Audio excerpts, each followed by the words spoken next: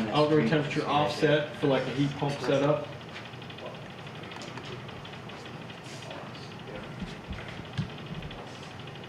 Supplier sensor. You know, this board can be used for a bunch of stuff, not just gas furnace. Can be used for the heat pump, and that's how you'd have to set it up.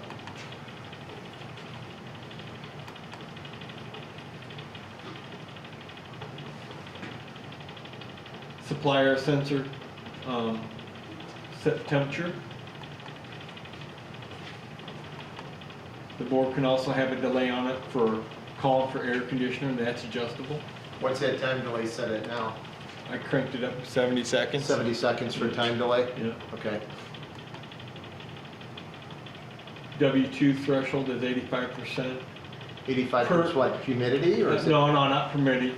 The threshold is 85% of the call for heat or cooling. It's even got purge fan 25%. What 25%. purge fan meaning for the what? blower. Okay. To purge out the, After it shuts off, okay. you know, for running, For when it evaporator cycles off. efficiency? Yeah, we're on off cycle for the air conditioner or the heat. The Okay. heat, the fan's actually timed.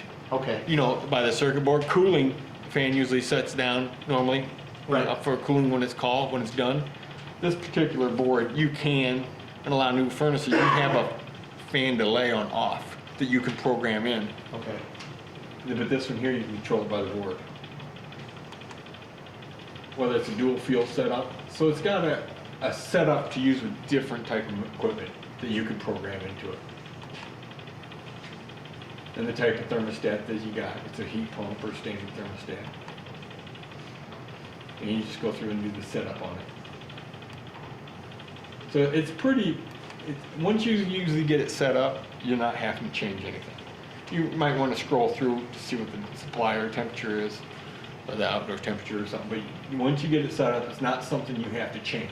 This particular board is nice because you can see what zone is open by the light on it, so what's running, whether the fan is running, whether That right now you're compressor is pointing running. at the compressor. The Yes. compressor is currently Is it running orange? right Yeah. now. That's, whether or not it's running, the board tells it should be running. The board's Okay. saying it should be on. Okay. It should be running, it should be on, whether or not there's a mechanical failure where So the reason why it's the not board on. sending power to where it should Giving be. a signal saying Okay. the fan, those dampers should be open, Okay. which is a green light, and then it should be, say, compressor lights lit up, so that condenser compressor outside should be running, Okay. fan should be running, and if it's not, then unless it's a loose wire connection here, it's probably a mechanical issue. Okay. You know, that's causing the problem not to work. So I give you an idea whether or not, without even going to the thermostat, you can come down here to see what's calling. Yeah, that's true. You know, you can see what we call. I think you use these boards in a couple different things. This is like a 4-zone board, a 3-zone board on this one here. This take 3 zones, and that will take 3 zones also, but there's only 2 zones on it. You got terminals for conventional thermostat hookup. If you did not have a communicating furnace or communicating air conditioner, you can use conventional thermostat on this zone. But they've made it so it can be worked a lot of their piece of equipment. And it can be worked with any piece of equipment, not just a Amana.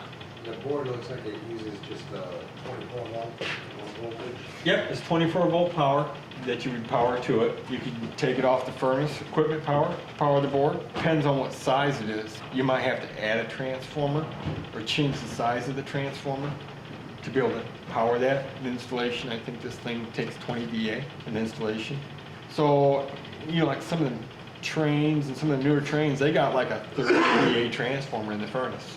You might have to bump that up to a 45 or a 50 VA transformer to be able to power everything. Especially if you got one transformer power the zones, the furnace, and the air conditioner. You might have to bump up the VA transformer or put a separate transformer in just for the board. You know, and connect it just to power and not use the furnace power. Does it split your line voltage on two? Yeah, mount a transformer on the side of the furnace or a plug-in transformer like you see on some of the RZLs. They got that plug-in transformer, 40 VA transformer to control that zoning. That you could use, and then you could use like 140 VA transformer to power both boards. This was here, we took the power off the furnaces. Transformers were big enough to power both systems. but that's not always the case.